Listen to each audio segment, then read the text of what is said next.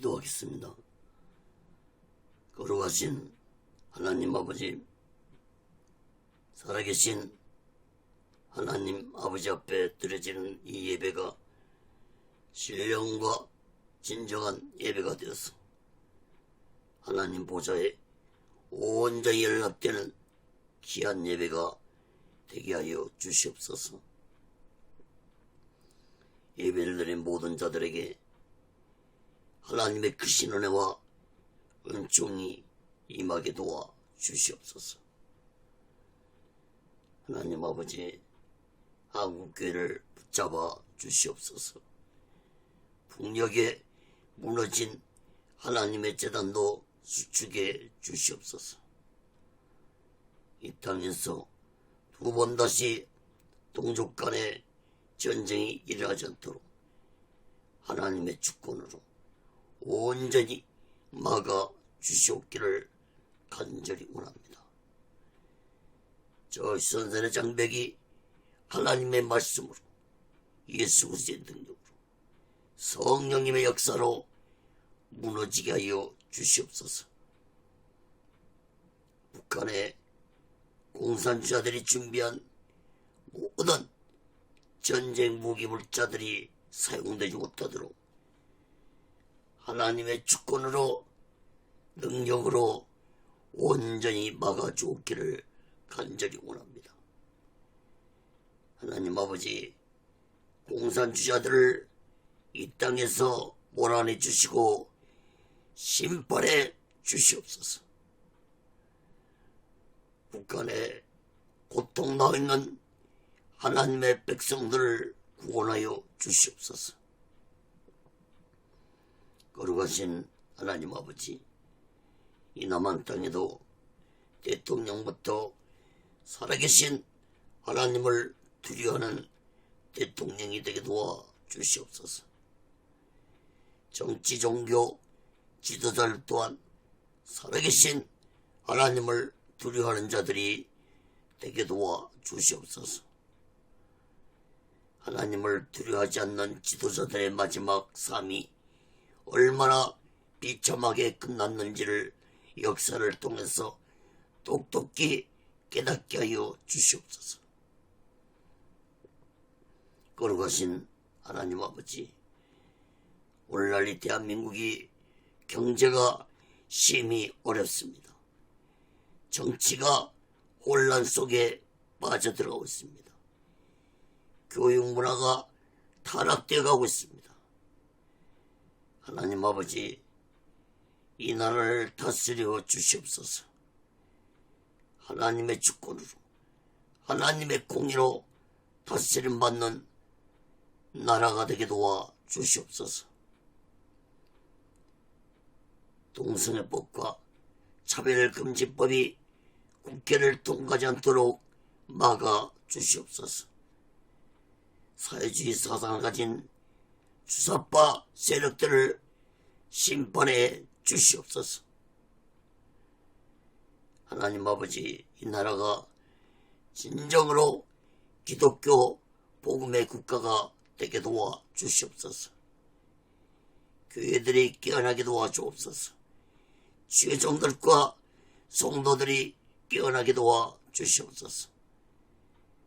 모든 교회들과 죄종들과 예수 믿는 자들이 성령으로 거듭나서 성령 충만한 자들이 되게 도와 주옵소서. 특별히 하나님의 종들에게 말씀의 은사를 쏘서 올바로 하나님의 말씀을 가르치게 하여 주시옵소서. 거룩하신 하나님 아버지, 오늘 시간에도 하나님의 말씀이 전해질 때 이 말씀이 땅끝까지 전파되게 도와 주옵소서. 저 북녘 땅까지 전해지고 저 중국 지하교회 성도들까지도 이 말씀이 전해지게 도와 주옵소서. 하나님의 말씀을 듣는 자들마다 오직 예수 마음과 오직 예수 신앙으로 살아가도록 인도해 주시고 다스려 주시옵소서. 걸어가신 하나님 아버지, 오직의 소리라는도 하나님의 뜻 가운데서 세워주시고 인도해 주시고 다스려 주옵소서.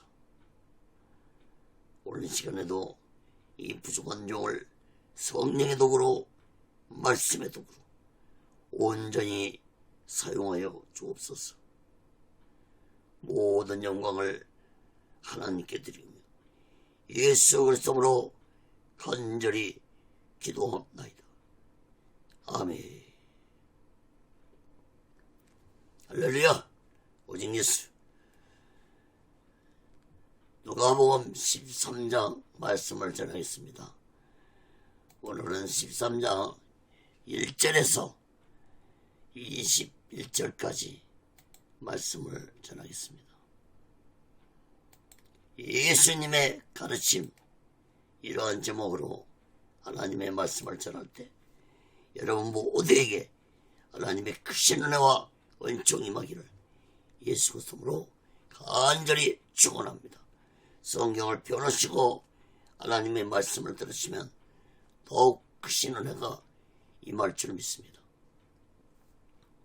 사랑하는 여러분, 예수님은 이 세상에 오셔서 30살까지는 조용히 사시다가 때가 이름에 30세에 사역을 시작하셨는데 3년 6개월 동안 사역을 하시고 십자가에 죽으시고 3일 만에 부활하시고 하늘로 승천하셨습니다. 여러분, 예수님의 사역은 3가지를 중점적으로 하셨는데, 첫째는 말씀을 가르치셨고, 둘째는 병자들을 고쳤었고, 셋째는 하나님 나라를 전파하셨습니다. 그 중에서도 집중적으로 하신 것은 말씀을 가르치신 것이었습니다. 특히 예수님의 첫 설교는 산에서 8가지 복에 대한 말씀으로 세상을 놀라게 하셨는데, 당시에 예수님의 팔복 설교는 당시 종교계의 구테타적인 말씀이었습니다. 완전히 구약적인 복에 대한 개념을 영적인 복으로 바꿔버린 설교였습니다. 그러나 이러한 놀라운 말씀을 수많은 사람들이 듣고 놀랐지만 변화되는 자들은 소수였습니다. 저도 설교를 매주 유튜브 2곳과 카페 8곳에 설교를 올리고 있습니다. 평균 일주일에 100여 명이 듣고 있습니다. 설교를 퍼가는 곳까지 합친다면 더 많은 자들이 듣고 있을 것입니다. 예수님의 놀라운 설교를 듣고도 변화되는 자들이 소수였듯이 저같이 부족한 자의 설교를 듣고는 더욱 변화되는 사람은 소수일 것입니다.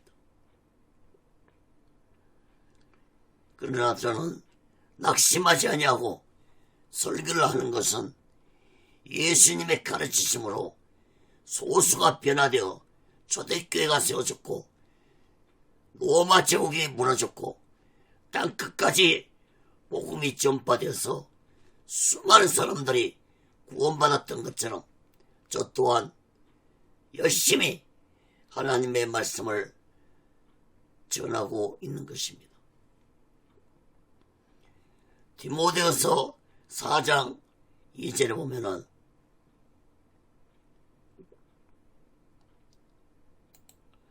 너는 말씀을 전파하라. 때를 얻든지 못 얻든지 항상 힘쓰라.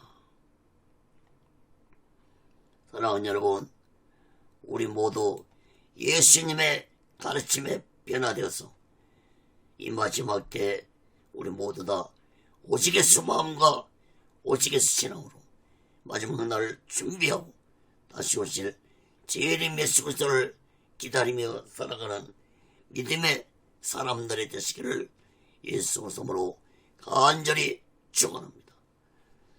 그 첫 번째로 누가복음 13장 1절에서 9절까지 보면은 죄에 대한 가르침입니다.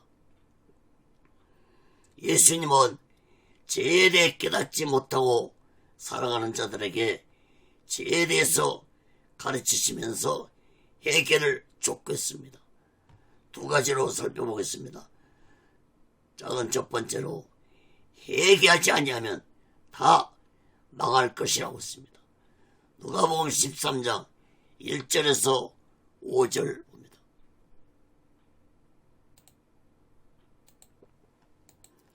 그때 마침 두 사람이 빌라도가 어떤 갈릴 사람들의 피를 저희의 제물에 섞은 일로 예수께 고하니 대답하여 가라사대 너희는 이 갈릴 사람들이 이같이 해받음으로써 모든 갈릴 사람보다 죄가 더 있는 줄 아느냐. 너에게 이르노니 아니라 너희도 만일 회개하지 아니하면 다 이와같이 망하리라. 또 실로암에서 망대가 무너져 치어 죽은 18사람이 예루살렘에 거한 모든 사람보다 죄가 더 있는 줄 아느냐. 너에게 이르노니 아니라 너희도 만일 회개하지 아니하면 다 이와 같이 망하리라. 여러분 1절 말씀을 보면은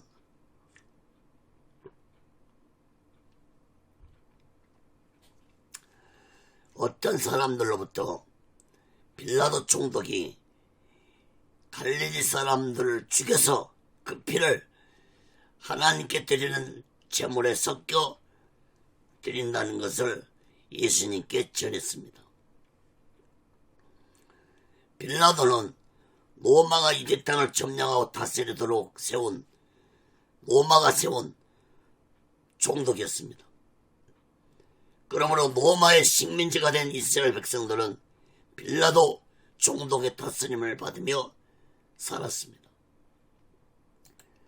당시에 어떤 사건으로 로마 군인들이 유대인들을 죽였는지는 정확하게 알 수 없지만 유대 역사학자 요세푸스가 남긴 기록에 의하면 어떤 6월절에는 3,000명 또 어떤 6월절에는 2만 명이 죽임을 당했다고 기록되어 있습니다.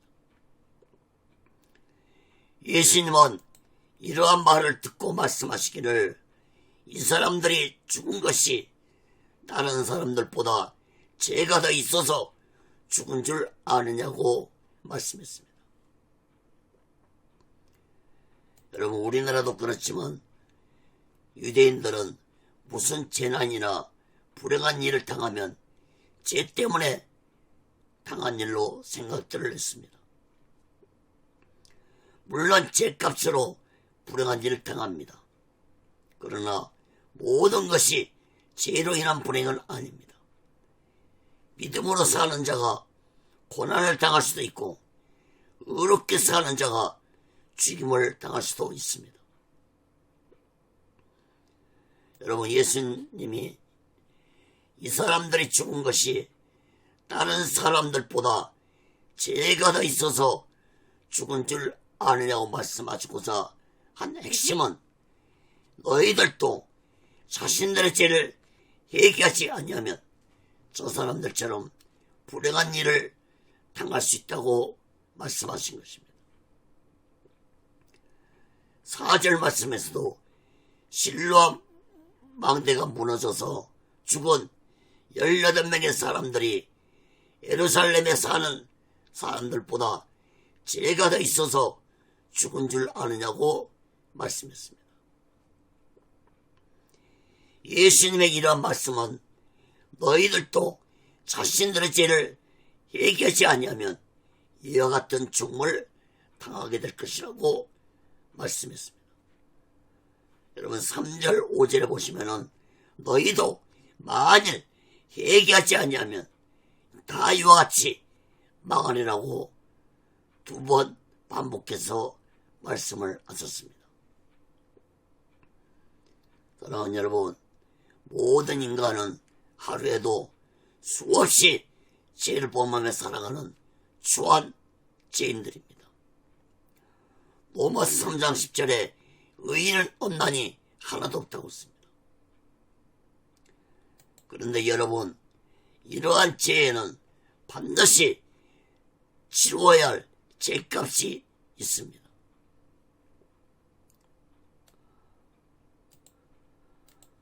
로마서 6장 23절에 보면은 죄상은 사망이요 했습니다. 여러분, 죄값은 사망입니다. 이 사망은 그냥 죽는 죽음이 아니라 저 지옥 유황불 속으로 들어가는 죽음을 의미하는 것입니다.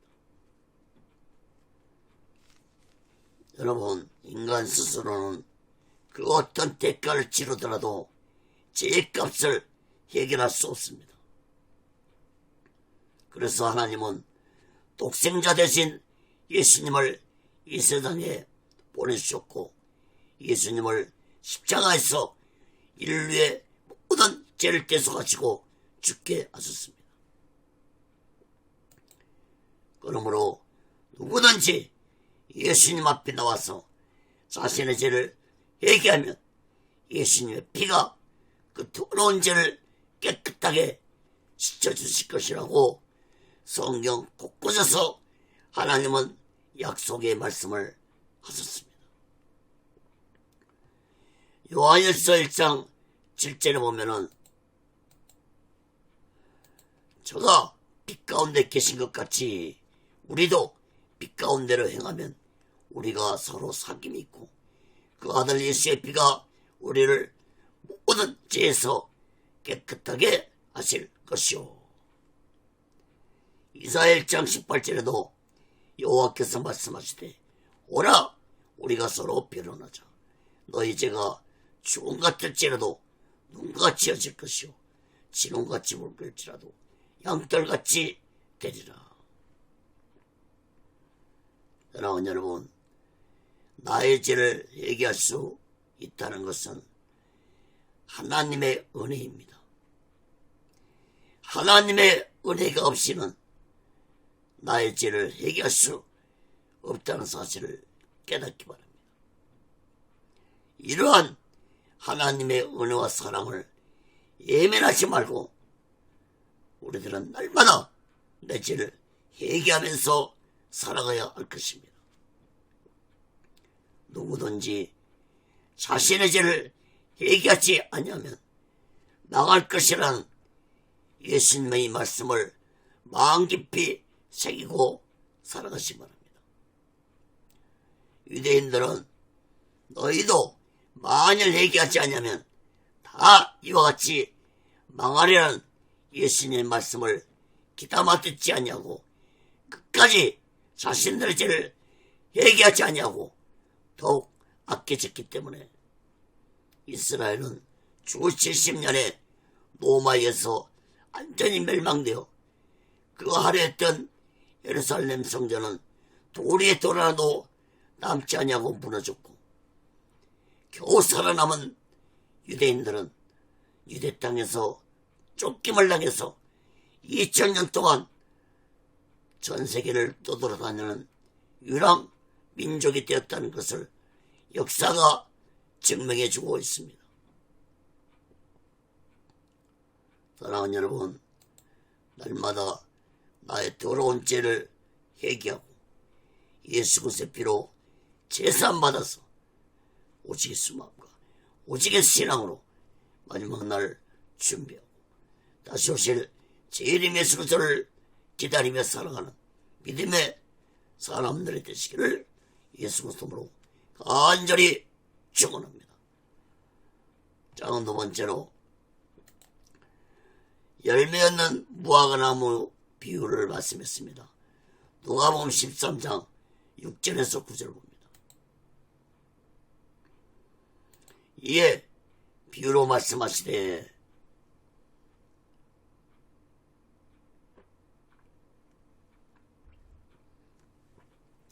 한 사람이 포도원에 무화과나무를 심은 것 같이 있더니 와서 그 열매를 구하였으나 얻지 못한지라. 가온지에게 이르되 내가 3년을 와서 이 무화과나무에 실과를 구하되 얻지 못하니 찍어버리라. 어찌 땅만 버리겠느냐. 대답하여 가로되 주인이여 금년에도 그대로 두소서. 내가 두루 파고 거름을 줄이니 이후에 만일 실과가 열면이오니와 그렇지 않으면 찍어 버리소서 하였다 하시니라. 여러분, 예수님은 해에 대해 말씀하신 후에 이어서 또 열매 없는 무화과나무 비유를 들어서 말씀을 하셨습니다. 어떤 한 사람이 포도원에다가 무화과나무를 심었는데 무화과나무가 열매를 맺지 못하자 주인이 가온지기에게 3년 동안이나 무화과나무가 열매를 맺지 못하고 있으니 땅만 버리고 있는 나무니까 이 무화과나무를 찍어버리라고 말했습니다. 주인의 말을 들은 가온지기는 주인에게 간청했습니다. 다시 한 번만 참으시고 자기가 새로운 걸음을 주고 돌보겠으니 한 번만 더 기회를 달라고 간청했습니다. 가온지기는 주인에게 만일 이후에도 이 무화과나무가 열매를 맺지 못하면 이 무화과나무를 찍어버리소라고 말했습니다. 여러분, 예수님이 말씀하신 이 무화과나무 비유에서 포도원 밭의 주인은 하나님을 의미하고 있고 포도원은 이스라엘 땅을 의미하고 있고 무화과나무는 이스라엘 백성들을 의미하고 있다고 볼 수 있습니다. 여러분, 무화과나무의 존재 가치는 열매를 맺는 것입니다. 그러므로 열매가 없는 무화과나무는 마땅히 찍어버릴 수밖에 없는 것입니다.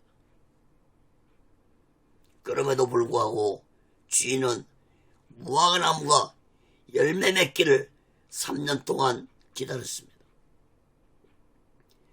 3년을 기다려도 열매를 맺지 못하자 주인은 무화과나무를 찍어버리라고 명령했습니다. 그러자 가온지기가 한 번만 더 기회를 달라고 주인에게 간청을 했습니다. 사랑하는 여러분, 이 가온지기가 누구를 의미합니까? 예수 그리스도를 의미합니다. 3년은 무엇을 의미합니까? 예수님이 3년 동안 회개하라고 외치고 말씀을 가르치고 병자들을 고쳐주시고 하나님 나라를 전파하신 기간을 의미합니다. 여러분, 진실로 예수님은 3년 동안 열심히 이스라엘 백성들을 가르치셨습니다. 그럼에도 불구하고 이스라엘 백성들은 소수만 변화되었고 악한 종교 지도자들과 백성들은 오히려 예수님을 어떻게 하면 죽일까 하고 음모를 꾸몄습니다. 이런 악하고 무지한 자들은 하나님은 즉시 심판하시려고 했지만 예수님은 한 번만 더 불쌍히 여겨달라고 간청했습니다. 8절에 보면은 내가 두루 파고 거름을 주겠다고 말씀하셨는데 이 말씀은 곧 예수님이 십자가에서 죽으시고 3일 만에 부활하실 것을 의미하는 말씀이라고 볼 수 있습니다. 다시 말해서 이 악하고 어리석고 무지한 백성들이 예수님이 인류의 죄를 대속하시고 십자가 죽으시고 3일 만에 부활하신 것을 보면은 열매를 맺게 될 것이므로 그때에도 열매를 맺지 못하면 이스라엘을 심판하시라고 말씀을 하신 것입니다. 사랑하는 여러분, 예수님이 비유로 말씀하신 무화과 나무 열매는 무엇을 의미합니까? 이스라엘 백성들의 회개 열매를 의미합니다. 이스라엘 백성들이 예수님이 십자가에 죽으시고 3일 만에 부활하시자 그들이 자신들의 죄를 회개했습니까? 제자들과 소수의 사람들만이 자신들의 죄를 애통해하며 얘기했지만 악한 종교수들과 대부분의 백성들은 자신들의 죄를 회개하기는커녕 오히려 예수를 믿고 따르는 자들을 핍박하고 죽이는 악한 짓들을 범했습니다. 사랑하는 여러분, 예수님이 십자가에 죽으시고 3일 만에 부활하신 것을 보고도 끝까지 얘기하지 않은 이스라엘 나라는 주 70년에 로마에 의해 완전히 뿌리째 뽑히는 심판을 받아서 이 지구상에서 나라가 없는 민족으로 2000년 동안 살았다는 사실을 깨닫기 바랍니다. 사랑하는 여러분, 오늘날도 마찬가지입니다. 어떤 나라도 어떤 개인도 회개에 합당한 열매를 맺지 않냐면은 하나님의 심판을 받아 멸망되고 만다는 사실을 마음 깊이 깨달아야 할 것입니다. 오늘날도 하나님이 오래 참고 계시지만 그 참으심이 오늘 밤에 끝날 수 있다는 사실을 마음 깊이 깨닫고 우리 모두는 날마다 나의 죄를 회개하고 예수 그리스도의 피로 제사함 받아서 오직의 수만과 오직의 신앙으로 마지막 날 준비하고 다시 오실 주님 예수 그리스도를 기다리며 살아가는 믿음의 사람들이 되시기를 예수 그리스도로 간절히 축원합니다. 그럼 두 번째로 누가복음 13장 10절에서 17절까지 보면은 해당에서 가르치신 예수님. 예수님은 장소를 가리지 않고 산에서, 들에서, 길에서, 해당에서, 또 가정집에서 말씀을 가르쳤는데 오늘 본문은 안식일날 해당에서 말씀을 가르쳤는데 두 가지로 살펴보겠습니다. 첫째, 18년 된 병자를 고쳐주신 예수님입니다. 누가복음 13장 10절에서 14절 보겠습니다.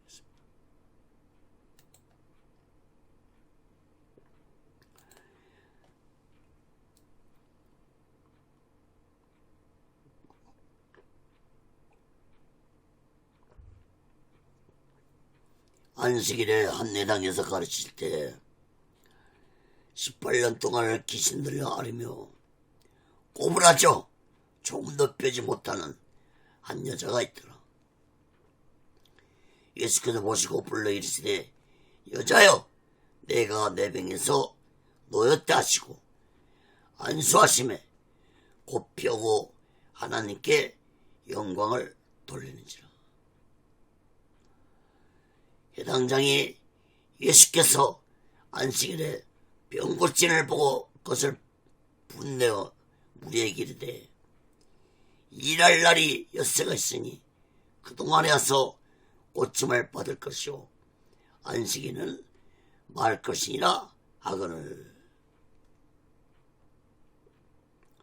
예수님은 안식일 날에 해당에서 말씀을 가르치고 계셨는데 그 자리에 18년 동안 귀신이 들려서 허리가 꼬부라져서 조금도 뼈시지 않는 한 여자가 있었습니다. 여러분, 이 여자가 18년 동안 귀신에 붙잡혀서 허리가 꼬부라지는 고통을 겪으며 살아온 그녀의 인생은 죽지 못해 살아온 삶이었을 것입니다. 그러나 이 여자는 불편한 몸을 가지고 안식일날 회당에 나와서 하나님께 예배를 드리는 믿음을 가지고 있었습니다. 귀신에 붙잡혔지만은 하나님께 예배를 드리는 믿음은 버리지 않고 있었습니다. 10절 말씀을 보면은 예수님은 이 여자의 믿음을 보시고 불렀습니다. 예수님의 부르심에 이 여자는 아픈 몸을 이끌고 예수께 나왔습니다. 예수님은 자신의 병든 몸을 이끌고 나오는 여자에게서 이 믿음을 보셨습니다. 그리고 그 여자에게 안수해 줬습니다. 예수님이 안수하자 18년 동안 굽어졌던 허리가 펴졌고 병이 치료받았습니다. 허리 아픈 병이 치료받았다는 것은 곧 악한 귀신이 떠났다는 것을 의미합니다. 병을 치료받은 이 여자는 하나님께 영광을 돌렸습니다. 그런데 이러한 광경을 보고 있던 해당장이 안식일에 병을 고치는 것을 보고 화를 내면서 말하기를, 안식일에는 병도 고치지 말고 고침도 받지 말라고 분노하면서 말했습니다. 여러분, 이것은 곧 예수님이 안식일에 병 고치는 것에 대해서 분노한 것입니다. 이러한 해당량의 모습은 율법의 진정한 의미도 모르고 있었고 율법에 갇혀서 영적 소경으로 살아가는 율법주의자의 대표적인 모습이었습니다. 안식일의 주인이시고 율법을 만드신 예수님이 병자들을 불쌍히 여기시고 치료하는데 방해했다는 것은, 그것은 곧 예수님이 하시는 일에 분노했다는 것은 악한 사탄에 속한 자들의 거짓종들의 행동이고 모습입니다.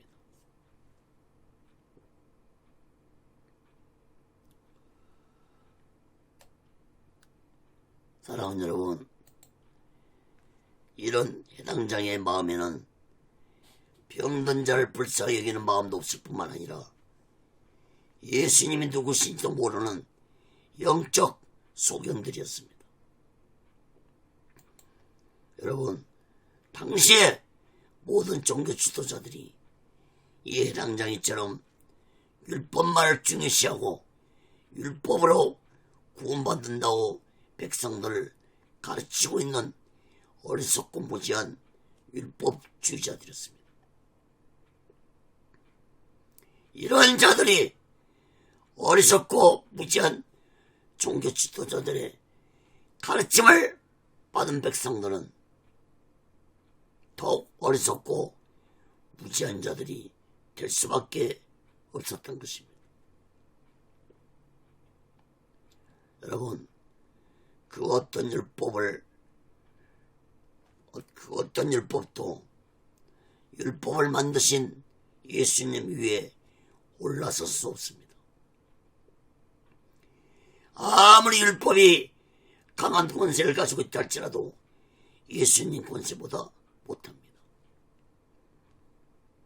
예수님은 내가 율법을 폐하러 온 것이 아니라 율법을 안정케 하려 오셨다고 말씀했습니다. 사랑하는 여러분, 율법만 보이고 예수님은 보이지 못하는 영적 소경들이 되어서는 안 될 것입니다. 오늘날도 목사들 보면은 말씀들은 잘 가르치는데 오직의 수마음과 오직의 신앙을 가르치지 않는 자들을 많이 보게 됩니다. 사랑하는 여러분, 말씀이 가리키는 곳은 오직 한 곳, 예수입니다. 말씀을 아무리 잘 가르쳐도 성도들을 오직의 수마음과 오직의 신앙으로 성장시키지 못한다면 그러한 종은 불법을 행하는 종들이 되고 말 것입니다. 예수님은 불법을 행하는 종들에게 무섭게 말씀했습니다. 마태복음 7장 22절에 보면은 그날에 많은 사람이 나더러 이르되 주여 주여 우리가 주의 이름으로 선자 노릇하며 주의 이름으로 귀신을 쫓아내며 주의 이름으로 많은 권능을 행치 아니었는가 하리니 그때 내가 저에게 밝히 말하되 내가 너희를 도무지 알지 못하니 불법을 행하는 자들아 내게서 떠나가라 하리라.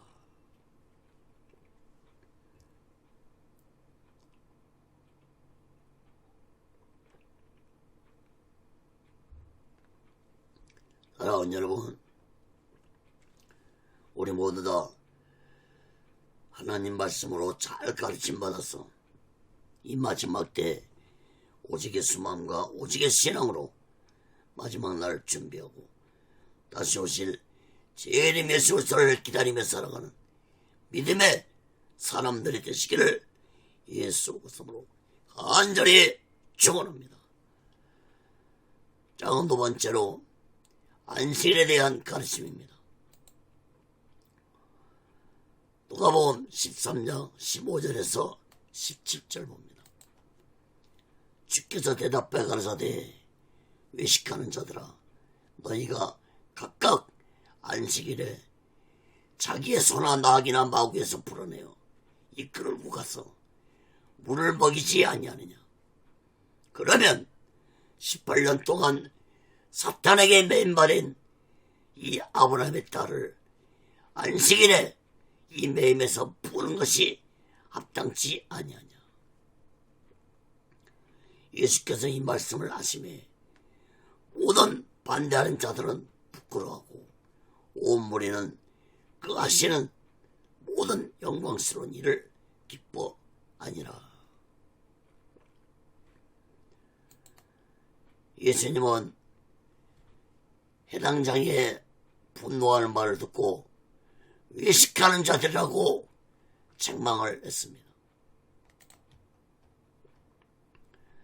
특이한 것은 해당 장이 개인에게만 말씀하신 것이 아니라 복수를 사용해서 외식하는 자들아 라고 책망하셨다는 사실입니다. 여러분, 이것은 곧 당시에 모든 종교 지도자들이 백성들을 잘못 가르치고 있었다는 것을 의미하는 책망입니다. 예수님은 너희 종교 지도자들은 율법에 안식일에는 아무 일도 하지 말라고 기록되어 있음에도 너희들은 자신들의 소나 나귀를 데리고 물을 먹이는 일을 했지 않냐고 말씀하시면서 예수님 자신이 18년 동안 악한 사탄에게 붙잡혀서 허리를 펴지 못하고 고통 속에 살아가는 이 여자를 안식일에 병을 고쳐주는 것이 잘못된 것이냐고 말씀했습니다. 예수님의 말씀을 들은 악한 종교 지도자들은 고개를 숙이고 부끄러워했고 백성들은 기뻐했다고 했습니다. 사랑하는 여러분, 하나님이 율법을 주신 목적이 무엇입니까? 성경은 여기에 대해 분명하게 말씀하고 있습니다. 로마서 3장 20절에 율법의 행위로 그의 앞에 의롭다 하심을 얻을 육체가 없나니 율법으로는 죄를 깨달음이라. 또한 갈라디아 3장 24절에도 이같이 율법이 우리를 그리스도에게로 인도하는 모학선생이 되어 우리로 하여금 믿음으로 말미암아 의롭다함을 얻게 하려 함이라. 여러분, 율법을 아무리 철저히 지켜도 율법으로는 인간이 의로워질 수도 없고 구원받을 수도 없습니다. 율법 앞에 모든 인간은 죄인입니다. 여러분, 율법은 사람을 정죄하려고 주신 것이 아니라 죄를 깨닫게 하려고 주신 것입니다. 그런데 예수님 당시에 악한 종교 지도자들은 율법으로 사람들을 정죄하고 지키지 아니하면 비판했습니다.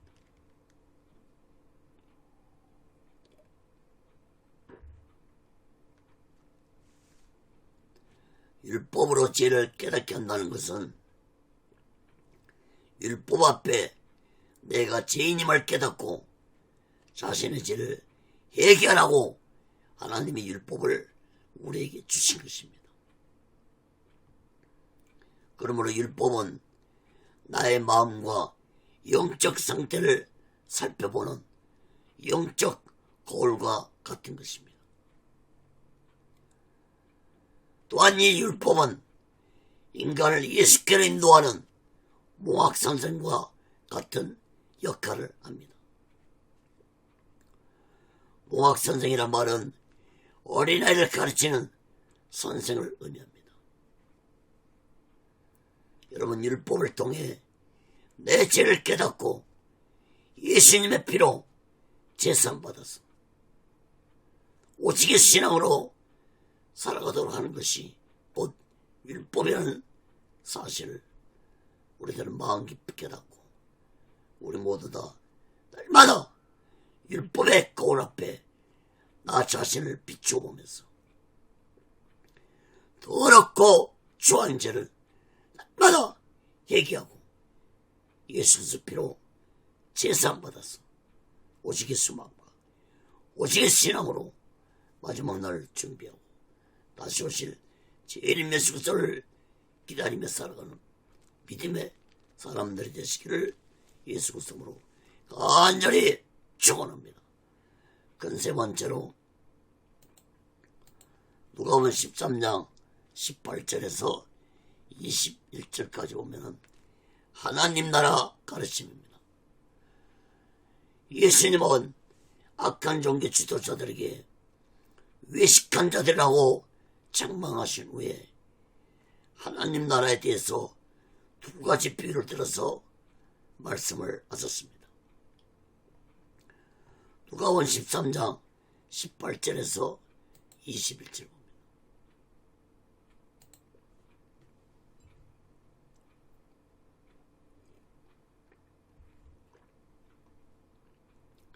그러므로 가라사대 하나님 나라가 무엇과 같을꼬 내가 무엇으로 비할꼬 마치 사람이 자기 제전에 갖다 심은 겨섯이 하늘 같더니 자라 나무가 되어 공중의 새들이 그 가운데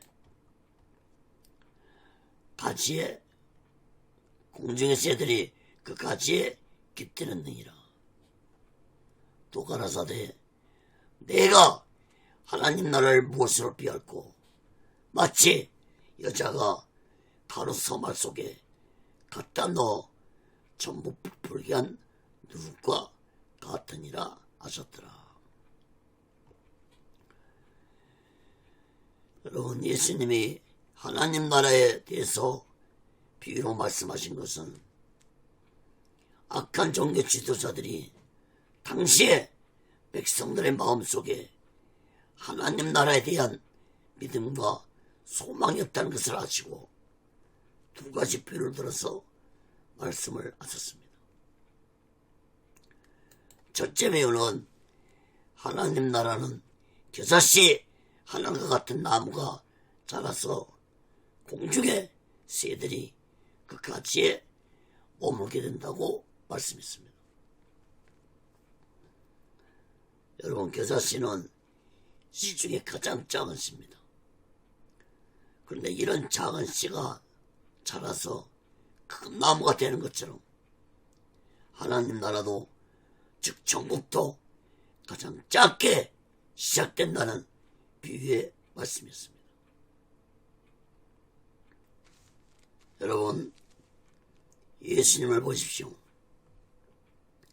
가장 낮은 곳에 가장 작은 자로 이 세상에 오셨습니다.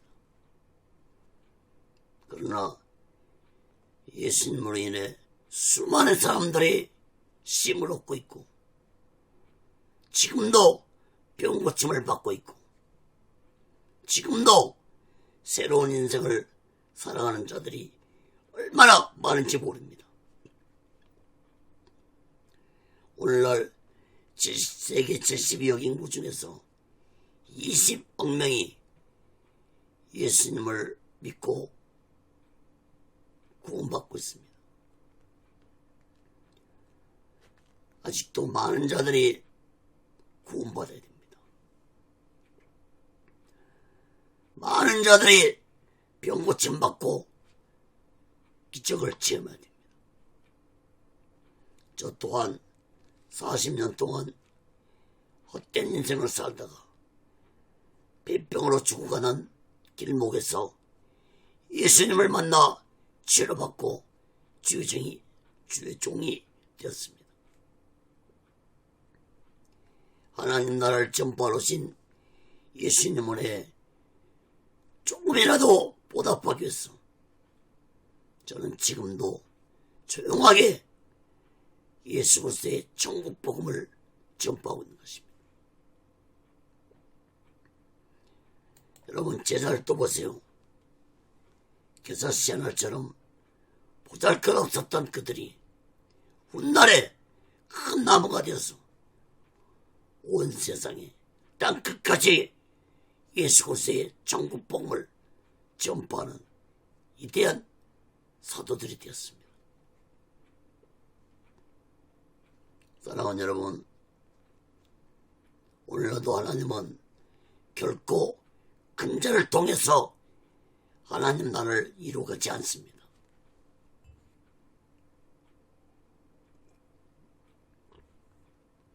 오늘날도 하나님은 겨자씨처럼 작은 자를 통해서 천국 복음을 전파하게 하시고 이루어간다는 사실을 우리들은 마음 깊이 깨닫기 바랍니다.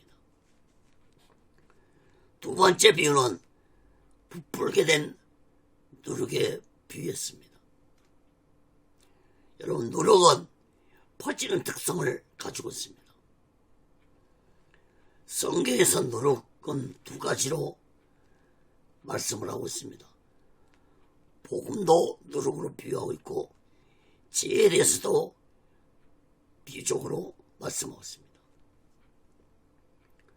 복음도 퍼지는 특성을 가지고 있지만 이 지혜도 무섭게 퍼지는 특성을 가지고 있습니다. 그런데 안타깝게도 세상 속에는 복음보다는 지혜가 더 무섭게 퍼져가고 있는 시대입니다. 지혜에 대한 누룩은 인간을 사망의 골짜기로 데리고 가지만 천국을 전하는 복음의 누룩은 인간을 영생의 길로 인도하는 누룩입니다. 사랑하는 여러분, 예수님이 12제자를 통해서 천국복음을 전파함으로 온 세계가 천국복음을 듣고 예수를 믿고 변화됐습니다. 마치 누룩이 밀가루를 부풀게 하듯이 천국복음이 들어가는 곳마다 그 나라와 그 민족들이 변화되었습니다. 사랑하는 여러분, 천국복음은 소아시아의 조그만 나라 이스라엘 땅에서 시작되었습니다. 이 복음의 누룩은 온 세상을 변화시켰습니다. 특히 우리나라는 일본의 30년 통치 아래서 가난과 빈곤 속에서 살았습니다. 자기 이름도 쓸 줄 모르고 글도 모르는 백성들이 태반이었던 이 땅에 1885년에 감리교 선교사 아펜젤로와 장로교 선교사 언도두가 들어와서 이 무지한 백성들에게 복음을 전파하면서 교회와 병원과 학교를 세웠습니다. 이 천국 복음 누룩은 이 땅에서 놀랍게 퍼져나가서 복음이 들어온 지 130년이 지난 오늘날 예수 믿는 자들이 1천만이 되었고 목사들이 10만 명이 되었고 세계에서 가장 큰 20개 교회 중에서 6개 교회가 이 대한민국에 존재하고 있습니다. 특히 가난했던 이 대한민국은 세계 선진국가 10위에 들어갔고 교육 수준도 세계 선진국가를 앞서는 국가가 되었습니다. 사랑하는 여러분, 이 모든 것이 이 땅에 천국 복음이 들어왔기 때문이라는 사실을 부인해서는 안 될 것입니다. 그러나 아직도 예수를 믿지 않고 살아가는 자들이 많습니다. 이 민족이 진실로 예수님이 길이요 진리요 생명이라는 사실을 하루속히 마음 깊이 깨닫고 더욱더 하나님의 축복으로 발전해서 세계를 예수 그리스도로 복음화시키는 진정한 기독교가가 되어야 할 것입니다. 사랑하는 여러분, 우리 모두 다 하나님 나라의 비밀을 마음 깊이 깨닫고 겨자씨처럼 장성하고 누룩처럼 변화되어서 오직 예수 마음과 오직 예수 신앙으로 마지막 날을 준비하고 다시 오실 재림 예수 그리스도를 기다리며 살아가는 믿음의 사람들이 되시기를 예수 그리스도로 간절히 축원합니다. 말씀을 맺겠습니다. 사랑하는 여러분, 예수님이 장소를 가리지 않고 열심히 말씀을 가르쳤지만 듣는 자들은 많았지만 말씀에 순종하며 믿음으로 살아가는 자들은 소수였습니다. 사랑하는 여러분, 하나님 말씀 듣는 것도 중요하지만 듣고만 끝나버리는 무지한 자들이 되지 않길 바랍니다. 하나님 말씀을 듣고만 끝나버리면 그 어떤 역사도 나타나지 않습니다. 여러분, 동물 소가 성경에서 왜 정결한 짐승에 속한지 아십니까? 되새김질을 하기 때문입니다. 여러분, 우리들이 하나님의 말씀을 듣고 우리들도 하나님의 말씀을 되새김질하는 습관을 가져야 할 것입니다. 여러분, 지난주에 어떤 말씀을 들었는지 여러분 기억하십니까? 지난주 설교 제목이 무엇인지 기억을 하십니까? 사랑하는 여러분, 하나님의 말씀을 듣고 끝나버리면은 그 어떤 하나님의 축복도 그 어떤 하나님의 역사도 일어나지 않습니다. 말씀 두 곳만 보고 말씀을 마치겠습니다. 여러분, 신명기에 보면은 말씀을 듣고 순종하는 자에게는 하나님의 놀라운 축복을 받을 것이라고 말씀했고, 말씀을 듣고도 순종하지 아니하고 살아가는 자들에게는 저주가 임할 것이라고 말씀을 했습니다. 먼저 순종하는 자에게 임하는 복을 대한 말씀을 보겠습니다. 신명기 28장 1절에서 7절입니다.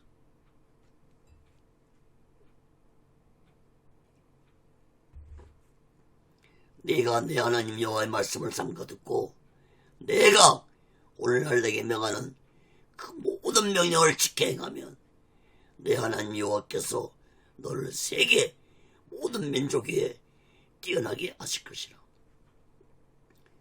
내가 내 하나님 여호와의 말씀을 순종하면 이 모든 복이 내게 임하여 내게 미치리니 성읍에서도 복을 받고 들에서도 복을 받을 것이며 내 몸의 소생과 내 토지의 소산과 내 짐승의 새끼와 우양의 새끼가 복을 받을 것이며 내 강주리와 떡반죽 그릇이 복을 받을 것이며 내가 들어와도 복을 받고 나가도 복을 받을 것이니라.